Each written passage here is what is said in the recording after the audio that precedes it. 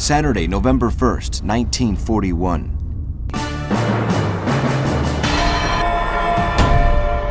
After 3 months of relative peace, the German aviation bombs London again. At the same time, the RAF bombers focused their attacks against the German cities of Hamburg and Bremen and the French ports of Dunkirk and Boulogne. In Russia, the forces of Army Group South advanced towards Rostov in the mouth of River Don, while the armies of General von Manstein penetrate the Crimean Peninsula and take its capital, Simferopol. In the center, the Germans hold their positions in Moshaizk, 100 kilometers from Moscow. In London, the governments in exile of Belgium, Poland, and Czechoslovakia recognized the French National Committee headed by Charles de Gaulle. Ernest Bevin, British Minister of Labour and member of the War Cabinet, estimates during a speech that the German attack against England will take place in the coming spring. The American public is shocked by the deaths of some of the crew members of the destroyer Reuben James. Frank Knox, Secretary of the Navy, declares that the sinking of the vessel was a cowardly action, even worse than piracy. President Roosevelt accuses Hitler of ordering unprovoked attacks against American vessels. In Tokyo, the government and the high staff of the Army, after several hours of discussing the situation with the United States, conclude that war is inevitable. Admiral Kiyoshi Hasegawa, General Governor of Formosa, Taiwan, is in favor of turning the island into a fortress that will serve as a still aircraft carrier.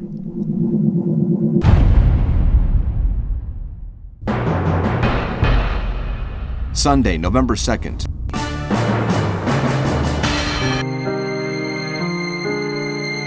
In the headquarters of the Rostenburg, Poland, Hitler shares his views on the future of Europe during an after-dinner conversation with General Wilhelm Keitel. It will be extended to the east, up to the limits of the Germanic civilization, and we will replace the Slavic names with German ones. Crimea, for example, will be called Gostenland, he claims. Meanwhile, in Russia, in the area of Teploi, the units of General Heinz Guderian fight the Soviet defenses entrenched along the road linking Jeffermorau with Tula. In the north, in the Leningrad sector, the Red Army launches a counteroffensive with the goal of expelling the Germans from River Neva.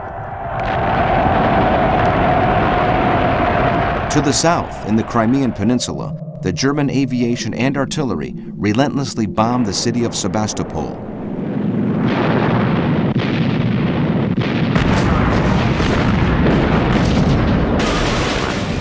In Poland, the extermination camp of Belzec comes into work.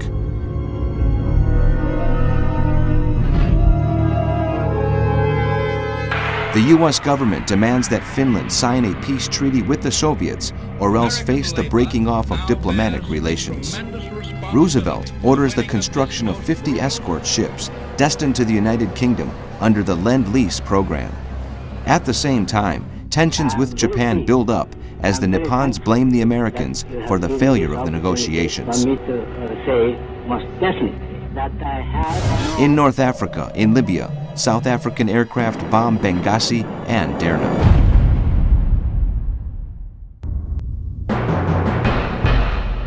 Monday, November 3rd. The troops of Army Group North make an attempt to take the southern bank of Lake Ladoga. They cut the railway line linking Leningrad with Vologda and advance to the interior of the Soviet Union, heading to Kikvin.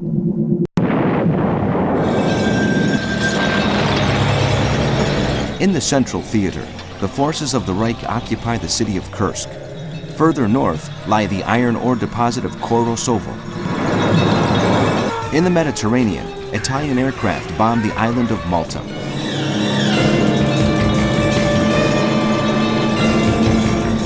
Lord Halifax, ambassador of the United Kingdom in Washington, declares that the capacity of the United States and Britain to design and manufacture new weapons is significantly superior to that of the Germans. This advantage will put us in a better position when the decisive battle comes, he states. The Canadian Prime Minister, William Mackenzie King, who feels ignored by Churchill, returns to his country after discussing with Roosevelt the situation in the Pacific. In Tokyo, the Japanese government secretly approves Plan Z, the attack against Pearl Harbor, planned by the Imperial Navy Captain Minoru Genda and overseen by Admiral Iosuke Yamamoto.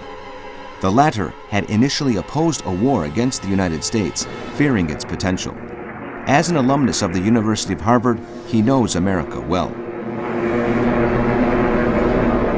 Admiral Chuichi Nagumo, commander of the Combined Fleet, receives orders to prepare his force for the attack against the American bases in Hawaii and the Philippines, the British positions in Malaysia, and the Dutch East Indies.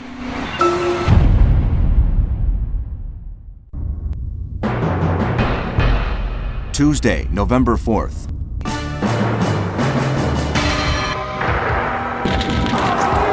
In the Russian front, the forces of Army Group South continue their advance through Crimea and take the city of Fedosia. By doing this, the Germans block the access to the Kerch Peninsula.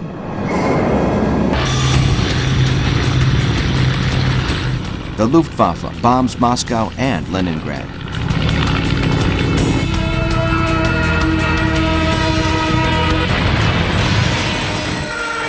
Relations between the United States and Japan are straining.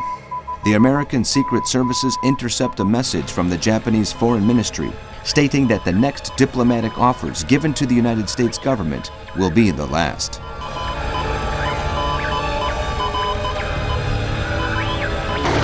General MacArthur, Commander-in-Chief of the troops of the Philippine Islands, receives a notification by General George Marshall, Chief of the Staff of the Army, in which he is informed that the reinforcements he requested will not be available until the coming spring. At the same time, orders are given to evacuate all women and children living in the islands of Guam, Midway, and Wake. American technicians build air and naval bases in the Brazilian towns of São Roque, Aracati, Rocas, Punta Negra, Olinda, and Maceió to defend the Western Hemisphere.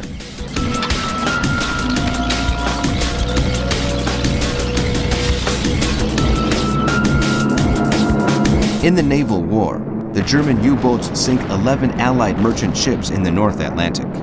Meanwhile, the British Admiralty declares that up to date, the number of prisoners taken from the Axis submarine crews sums up to 1,200 men.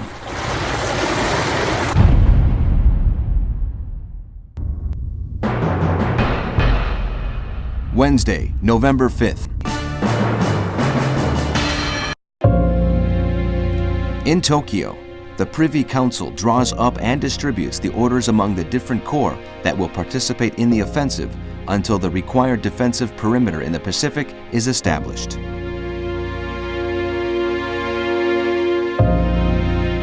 In addition, a diplomatic envoy is sent to Washington, Saburo Kuroshu, who is to put forward the new diplomatic offers intended to salvage the wrecked relations with the United States in a period of 20 days. On the other hand, Roosevelt warns that the Americans are not prepared to change their policy in the Far East.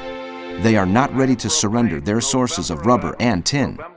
They will continue to support Chiang Kai-shek in China and to defend their positions in the Pacific. Joining me in this proclamation. The thought behind this observance. In the Russian front, Field Marshal Fedor von Bock, Commander-in-Chief of Army Group Center, meets with General Heinz Guderian to discuss the problems with the supply of winter clothing and troop reinforcements faced by the frontline units marching to Moscow. Both are pessimistic about the situation and fear the arrival of the ruthless winter.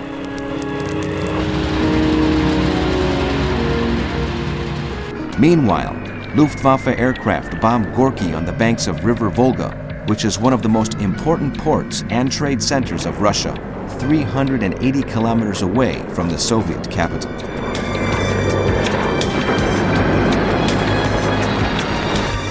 In the naval war, in the Battle of the Atlantic, the Americans have lost up to present 122 men.